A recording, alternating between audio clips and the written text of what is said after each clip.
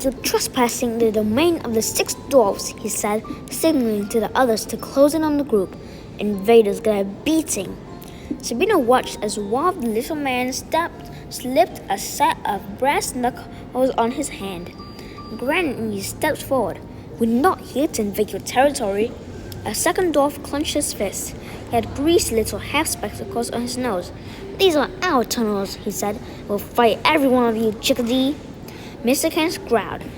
Sabrina could see he was losing his patience again. "We're looking for someone and we were told you could help," Sabrina said quickly. "A fairy flew down here last night.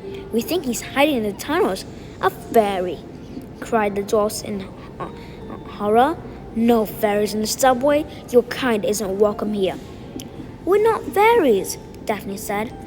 "Well, except for her," she added, pointing at Moth. "We're detectives." Suddenly, the white-bearded leader of the group cried out, "My oh my, it's you! It's Veronica's girls!" The little men immediately lowered their fists and smiled. They crowded around Sabrina and Daphne, offering up praise for their mother. "Veronica was a gem, a real inspiration. We loved her. What charisma!" The men smiled and introduced themselves. Each had a different story about Sabrina and Daphne's mother. They all seemed to idolize her and regretted the day she had disappeared. The day of the big speech, they added. It was clear they thought the speech would have changed their lives. When it grew quiet again, the leader, who called himself Mr. One, spoke. "What are you doing down here?" he asked. "We're looking for Cobweb," Daphne replied. "Just like your mother," Mr. One said with a chuckle. "Veronica was always taking on other people's troubles. She wanted to help even when it put her in some sticky situations. Your mother introduced me to my wife. Anything we can do to help you will be an honor." "Can you help us search for a cobweb? We think he went underground in these tunnels," Hampstead said. "Nobody knows these tunnels better than you do," Bess added, and the dolls puffed up with pride at her compliment. "What do you say, boys?" Mr. One asked as his companions "Up for a fairy hunt?" He pronounced the word fairy as one might the word rat. It was clear that dwarves and fairies weren't fond of each other. "Can we keep the train windows open?" Mr. Two asked, pointing at his thumb at Sabrina. "Someone's a little funky." Sabrina scowled. Nevertheless, the other dwarves cheered and raced for the subway car. The girls in the group followed. As they climbed aboard, Mr. One opened the conductor's room door at the front of the car and stepped inside the control room. The rest of the dwarves hurried to different parts of the train car. Mr. Two and Mr. Six made sure everyone got into a comfortable seat, while Mr. Five and Mr. Three opened a couple panels on the wall. Inside each panel was a bright yellow handle. The dwarves each pulled one down, and suddenly there was a loud hiss and the train doors closed. Mr. One's voice came over the loudspeaker. "All passengers are welcome to the D train. Please no eating, drinking, or playing loud music while on board. Next stop? Well, I guess we're just going to have to see. Alright everyone, hold on to something. We're going express." The train car suddenly surged forward, sending the little men tumbling and skidding across the floor. Sabrina and Daphne helped them to their feet and grabbed onto the pole in the center of the car to steady themselves. They looked at the windows and saw they were rocketing through the tunnels. "You wouldn't happen to know a Mr. Seven, would you?" Daphne asked Mr. Two. "He's my brother," the dwarf said. "We know him. He lives in Fairyport Landing," Sabrina said. Mr. Two frowned. "Well, next time you see him, remind him he owes me $20. "What's with the balloon?" Mr. Five asked Sabrina as he lifted his little blue toboggan hat out of his eyes. "It is King Puck's medicinal vessel," Moth said indignantly. "Smells like the N train coming back from Coney Island," Mr. Four grumbled. Mr. Six snatched a walkie-talkie off his belt and held it to his mouth. "Kenny, this is Mr. Six. I'm in train 499. Have there been any unusual sightings in the tunnels today?" A voice on the other end grunted. "You mean like 6 little people driving a stolen subway car through the system?" Mr. Six scowled and turned to the group. "Kenny's a human. We trust him. Helps him get a job with the MTA, but he's a pain in the morning. Especially when he hasn't had his coffee, Mr. 4 added. Kenny, I'm talking about fairies, Mr. 6 said into the device. You know, and you're going to report seeing a flying person with wings? There was silence on the other end, and Kenny responded. Actually, there's a report of an incident at the 59th Street station. Some woman claimed she saw an angel in the tunnel. Sounds like our fairy. When did it happen? Bess asked. Mr. 6 repeated the question into his walkie-talkie. 5 minutes ago, Kenny said. All right, pal, I'm on the 6th line coming up on Spring Street. I need to jump to the F line at Broadway Lafayette. Thanks for the warning, Kenny said grumpily. Kenny, just do it, Mr. 6 shouted into the walkie-talkie. In no time, the train was racing into the Broadway Lafayette station, where it jumped onto an intersecting track, forcing the car to make a hairpin turn. Nearly everyone fell off their seat and onto the floor. Cowboy's lucky you guys are going to catch him, Mr. 2 said as he helped everyone back into their seats. If we caught him down here, we'd teach him a lesson he wouldn't soon forget. The tunnels belong to us. Like anyone else will want them, half-breed, Muff sneered. You'll be singing a different tune when you strike it rich down here, Mr. 4 said. He scratched his sideburns. There's diamonds down here somewhere. I can smell them. All they have to do is find them. Mr. 6 raised his hand for quiet and held his walkie-talkie to his mouth. Kenny, 6 here again. I need you to divert us to the Uptown A track at West 4th Street. The car was suddenly diverted again and whipped through the next tunnel so fast Sabrina was sure they would derail. I got him! Mr. 1 shouted over the loudspeaker. Everyone raced to join him at the front of the car. There, flying directly in front of the train, was Cobweb. He turned back to look at them, and Sabrina saw his face. It was desperate, and it was angry and desperate. His wings began to beat even harder, and he zipped ahead into the tunnel. He's getting away, fool! Muff cried. Can't you make this thing go faster? You got it, one shouted. The train car zipped through the tunnels, taking turns at blistering speeds.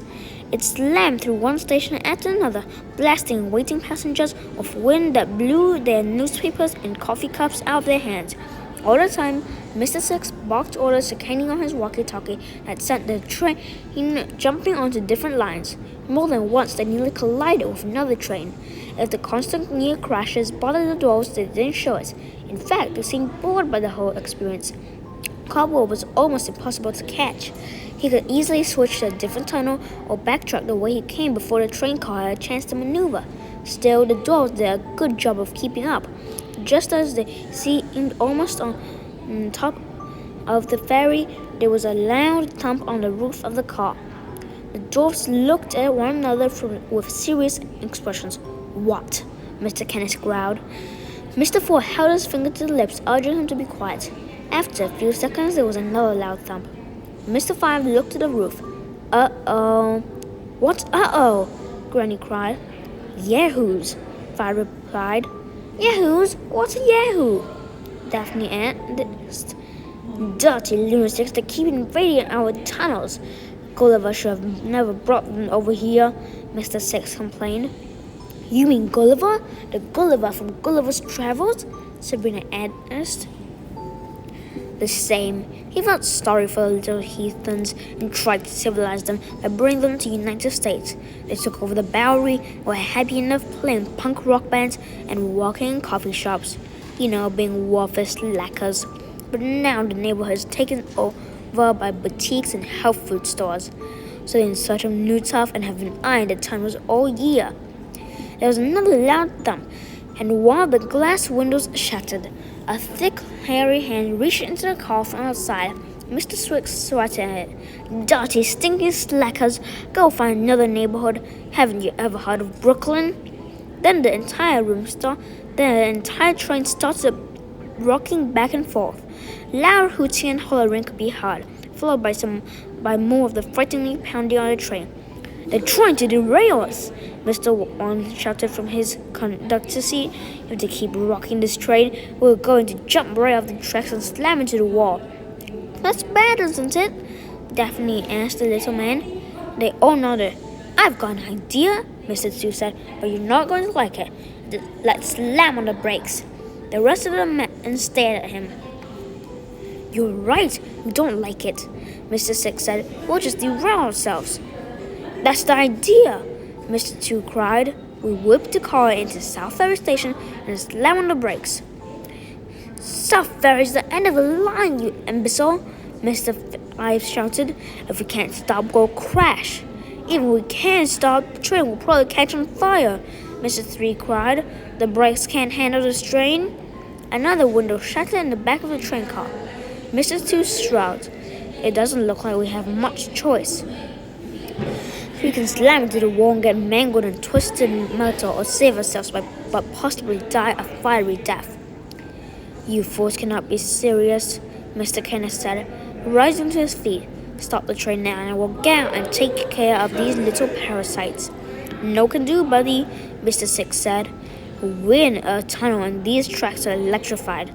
If you stepped on one, you'd be an instant french fry.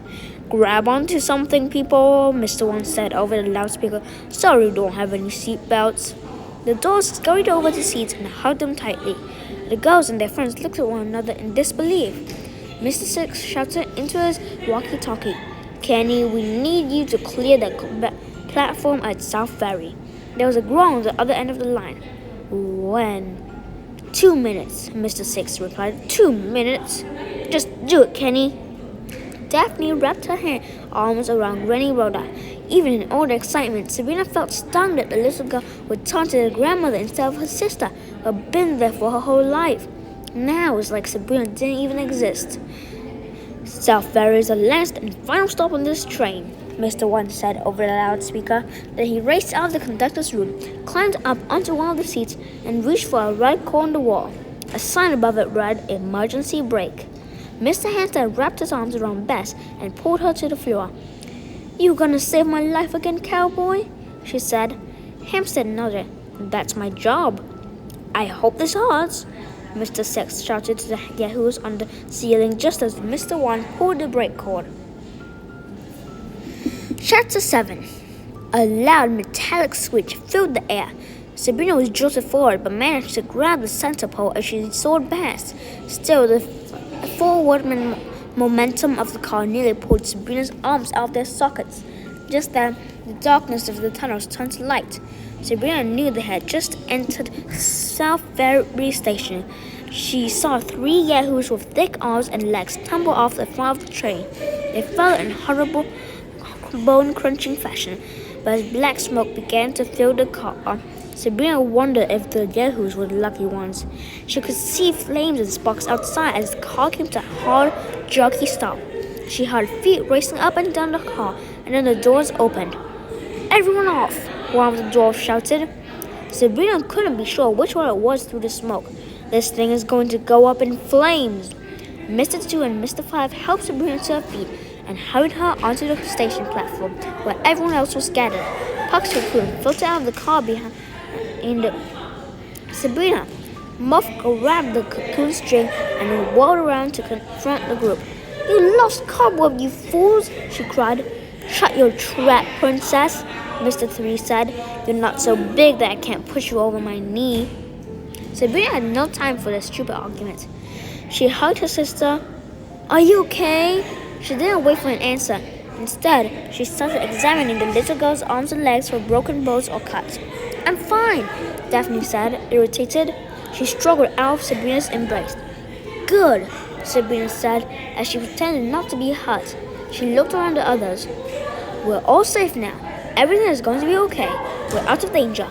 It seemed as if one of them was always getting hurt on these detective missions. It was amazing to see her friends and family unscathed. Dwarves go too far, a voice shouted. Sabrina turned. One of the yahoos who only moments ago had been crumpled on the floor. That seems to be at the end of this video. I'll send more later. Goodbye.